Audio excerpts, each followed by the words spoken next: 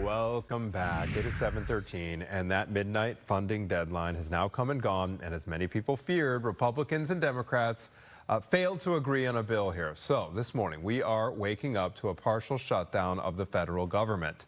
Political science professor Stephen Caliendo joins us now to discuss what this means here in the short term and also how long the standoff could last. Professor Caliendo, thank you for being here. Let me start off by asking you to kind of sum up what got us into this position in the first place here.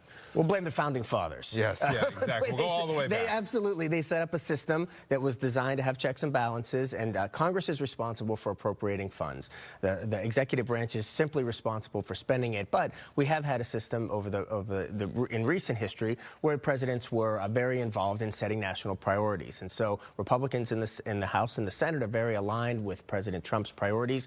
Democrats don't have any particular power, but because there's the threat of the filibuster always in the Senate, they can thwart things, and that's exactly what happened. They haven't allowed spending bills to go through.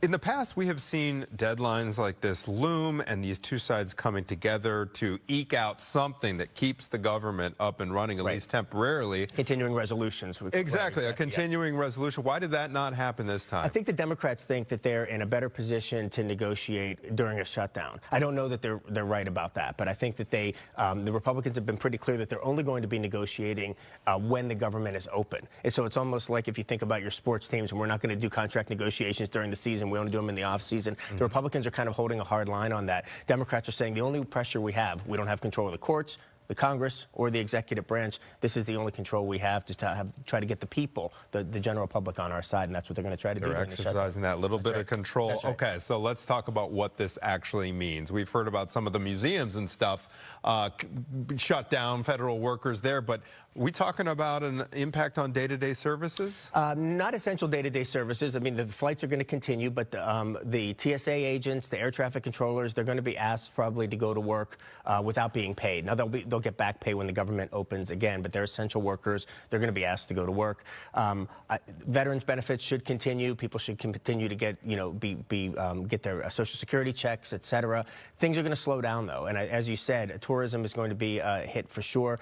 The real interesting part about all of this time with this president and this budget director and Russ Vought is that they're looking to cut the federal government. And so what the Democrats, I think, haven't really thought through is that they're giving a lot of power to the executive branch, because during a shutdown, president can do layoffs. The executive branch can do layoffs. They would like to get rid of some of these programs for good, or some of these federal workers for good. Things that DOJ wasn't able to accomplish, they may be able to accomplish during a government shutdown. And so I don't know how incentivized the president's going to be, actually, to get Republicans to reopen the government if he can get some of his agenda through this way. You mentioned when we were in break, the longest shutdown lasted... I think it was 37 days. 37 days is the longest? That's right. How long do you see this stand? I mean, I know you don't have a crystal ball, but given the dynamic, like how long, how long could we be talking here? Well, as I said, I think the president is sort of incentivized to sort of keep this going, especially if he and his budget folks can sort of make some cuts. The problem is, if you remember, the last time the government shut down, it stopped because 10 air traffic controllers called in sick to work.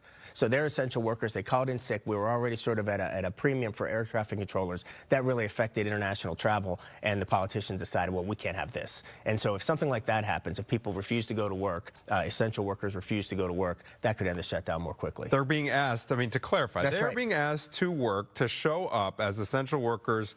No pay. Yeah, not even asked. I mean, they're expected to show up, because they could lose their jobs permanently if they don't show up, and so they don't have much of a choice. Okay. All right. In your mind, we got a couple seconds left. What would it take to potentially resolve this?